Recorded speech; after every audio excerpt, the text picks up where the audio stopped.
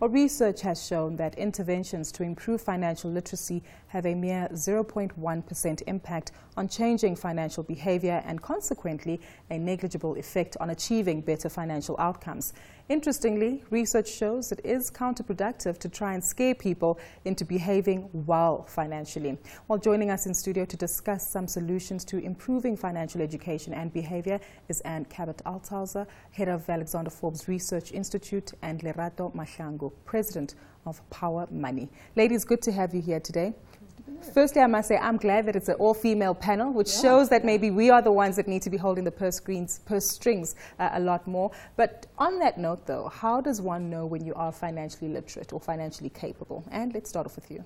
Well, actually, that's a really good question, because I don't think the issue is around financial literacy. The right question is, are you actually able to take those financial insights, that financial knowledge, and translate that into proper financial decision-making? So the term that the FSB likes to use, and it's a term that's being used internationally by the OECD, is financial capability. And financial capability says that there are 4 different things that an individual needs to get right. The knowledge is one thing, but much more important is also the ability to do financial planning. It's also the ability to understand that there's a present and a future and a, and a beyond that needs to be accommodated. It's the ability to also look at products and make differentiations as to which are appropriate to you. That trade-off decision is hugely important. So there are these 4 different dimensions of which literacy is just a tiny part.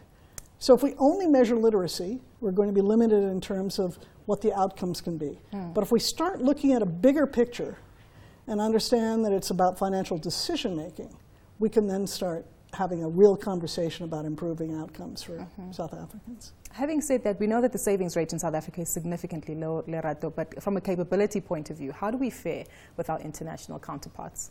Okay, so what's been done is the OECD, they've done a study. So what the study measures is they don't just look at the financial literacy aspect parts of things, but they actually focus on the developed markets. So we actually not comparing like for like. In South Africa, the FSB is more concerned about whether are we saving enough in both the formal and the informal, whereas the OECD study is just focusing on the developed markets. So in that case, it's difficult to make an analysis of how we fare against the international markets. Well, we know that the financial products are there, though, because we've got a huge array of financial services companies in South Africa. But how do we improve this level of financial capability that you both allude to? But I think Lerato's made a really important point, because all of our research keeps going into how we're using the formal sector. But what she's basically highlighting is the fact that probably 50% of the activity in both savings, borrowing, insurance is informal. And that's what the OECD is missing.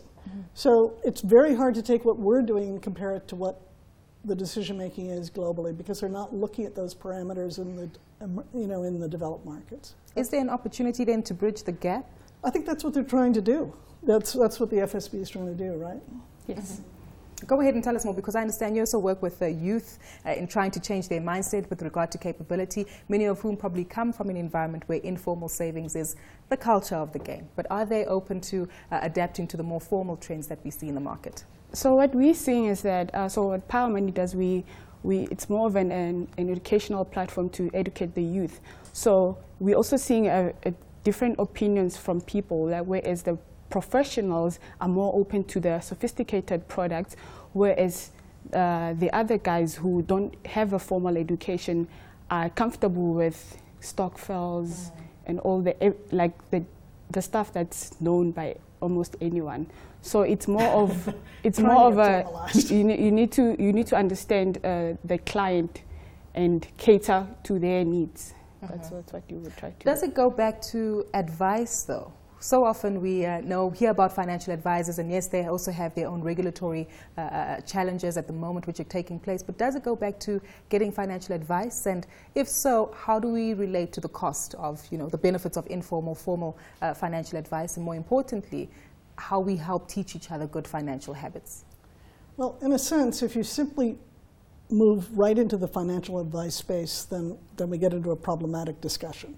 I think we need a completely new model for thinking about what financial coaching and mentoring and helping people out is, and redefine that space. Because right now, if you look at what is financial advice, that's typically all about people getting investment products or life products or whatever based on people who happen to have surplus capital to spare. That's where our advisory market is.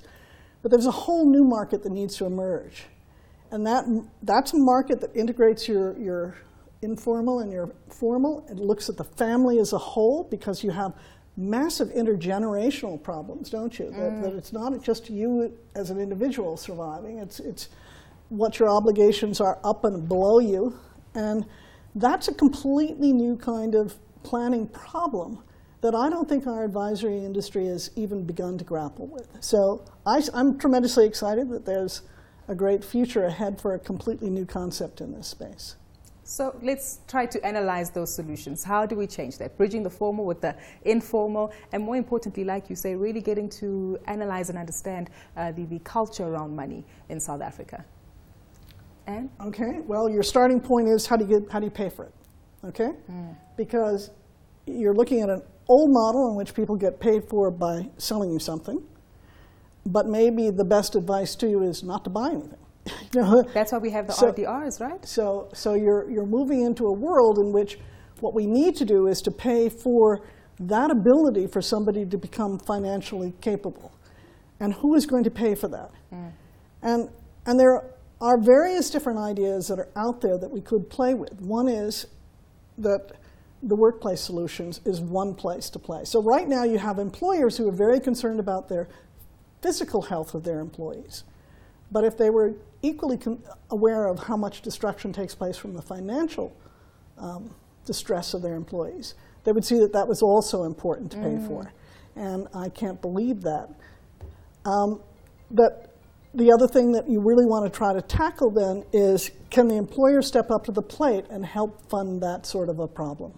Exactly. You know? So that's one way to do it. Multi-pronged approach. The other way to do it is, just as an individual currently now pays for medical aid, could they not also pay for ability to be protected in the financial space? Exactly.